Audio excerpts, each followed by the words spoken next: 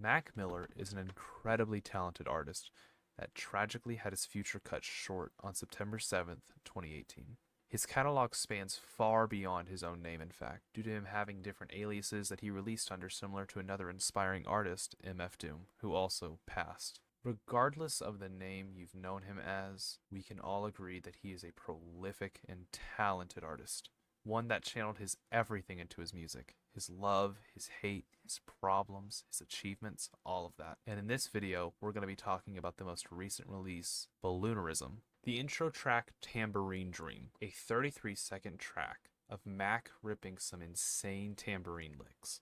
A man of many talents, as we all can agree. An incredibly funny intro, very fun intro that is definitely a juxtaposition from the rest of the album. Moving on, we have the track 2, which is moving on, we have the slow burn and dreamy vibe of DJ's organ chords with an incredible feature of SZA from 11 years ago. But to talk about this album, we have to go back a little bit. Around 2013-2014, Mac Miller was in the studio with SZA when he and SZA decided to make this song for fun. A simple one-and-done experimental piece produced by Mac. SZA and Mac before this were actually very close friends, their friendship spanning for a good amount of time, helping SZA with a couple of tracks on her album Z under the alias Larry Fisherman. Now, fast forwarding to today, this track is a homage to that friendship, in a way.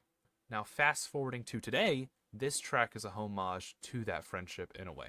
It is an incredible vocal performance by SZA, talking about a person who seems to be driving for a very long amount of time, staying in their car for days while also referencing cocaine, which I can only assume relates to the person and their ability to stay up for those 3 days with only one nap driving. But either way, the ethereal and almost unreal feel this song produces and how incredible the vocal performance is from SZA makes it one of the most enjoyable intro tracks on any album I've heard in a really long time. The second track is a very compact yet loose sound called Do You Have a Destination? One of the most incredible songs on this record. The lyricism with lyricism such as trying to find heaven, I get high but never come close, being a very sad and unfortunate line considering the way of Mac's passing. And another heavier one being I gave my life for this shit, already killed myself. Which, when this album was created, being produced, all of that, it was between some of Mac's bigger albums, such as Movies and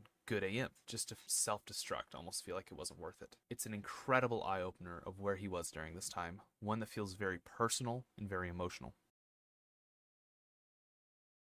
Track 3 is a single that released just recently, that being $5 Pony Rides, which is very funky and upbeat sound with some pretty interesting lyrics, painting this story of a girl who Mac knows personally in an almost romantic way, talking about how she keeps these secrets and how she is harming herself with all of them, mentioning how is that living and how her life is like night and day, how she goes back and forth on what seems to be her own life and the relationship between her and Mac. With Mac at the end of the track seeming to ask over and over, almost begging, what does she need? How can he give her what she wants? It is a very solid track with some very interesting storytelling. Friendly Hallucinations, which is a very floaty, it's very hollow, it's very open, kind of bounces around all over the place. It's a very nice sound. The lyrics in this song, though, are very interesting. It portrays the story of a woman who's having problems with an addiction of some kind, using drugs as a way to escape from some problems in her life, such as with the lyric, there's help inside that medicine cabinet. Throughout the song, you start to understand little fragments of these problems. Her car not being readily available because it's being worked on in a shop due to a flat tire. Her plan to run from her past not really working out the way it should have.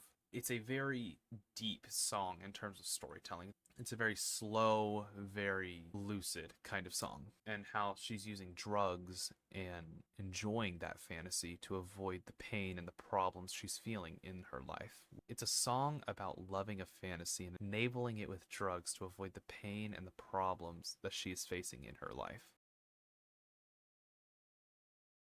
Miss Deborah Downer is one of the more sluggish songs in a positive way, though. The song was tough for me to digest because of the messages behind the song, such as getting clean for others so they'll be your friend, actually accept you, spending money you don't have on drugs in general, and just chasing a high to escape problems again, just like the last song. It's a very slow, very percussion heavy kind of song that really fits into the idea of a downer, a drug, one that just makes you feel worse. Stoned is probably the best song on this track to me. It's hard to say for certain considering how recent this album has been, but it is one of the best, no matter what. It has incredible drums, adding depth to the song during some of the lyrics where she locks herself in a bathroom. You'll hear the drums as if it's knocking on that very door that she's locked herself. The smooth and impeccable guitar adding some very beautiful reverberation to this already very lucid song. It's a song about a girl who seems to be struggling with her mental state, with lyrics such as, she hates that she cries when she's all by herself, and she's always all by herself, showing she's just not doing okay. So to fix that, she isolates herself and gets lost in drugs, marijuana mainly, in order to escape the emotions she is feeling. Shangri-La is a very unique song. More ethereal instrumentation that makes it a very lucid song with a very confusing lyrical message that I still wish to understand. If any of you know, please tell me in the comments. But one of the key points I'd like to point out is, if I die young, promise to smile at my funeral. I don't really think I need to say too much more, but it's just a very sad song. The Funny Papers is an anthology showing many different stories that Mac is trying to convey with different things in different people's lives, such as this woman who births a son into this world, and how Mac is talking about how unfortunate it is because you're bringing such beautiful, innocent eyes into such a dark, cold world. Or how a divorced husband has a terrible passing because of the situation he's in with his ex-wife. It's a very easy song to get lost in because of how beautiful the piano is and the drums that just amplify every single sound, every single word that he says, just showing different emotions throughout the track. It is just such an incredible track.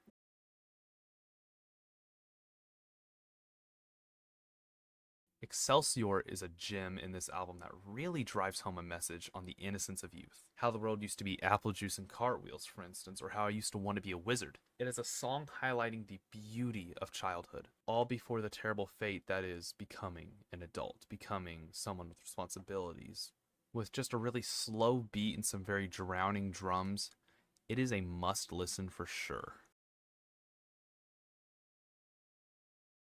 Transformations is probably the strangest song on this album, with Mac having his pitch increase and decrease throughout the song, talking about sticking his thumb in a woman's sphincter, or how his bitch is like a bad fart and all she does is linger. It is another song that I really do not understand, and I hope all of you can educate me on that for those who do understand this song better. Mannequins is a very important song, however, on this album. Mannequins is a very important song, however, on this album. Probably arguably the most important. It is Mac's beliefs into a short 308-second track about how we are what we believe in, or how the education system is flawed due to how we all learn from change. This song also has one of the saddest verses on this album, how he can see the light at the end of the tunnel before he dies, which it really does pull on heartstrings for sure.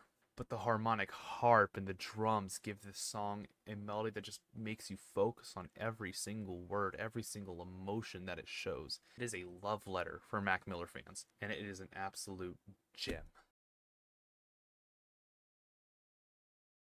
The next song is Rick Rubin's Piano, which originally I thought was a huge tone shift from this album, or well, from the album, because of how the repeated line, "the best is yet to come."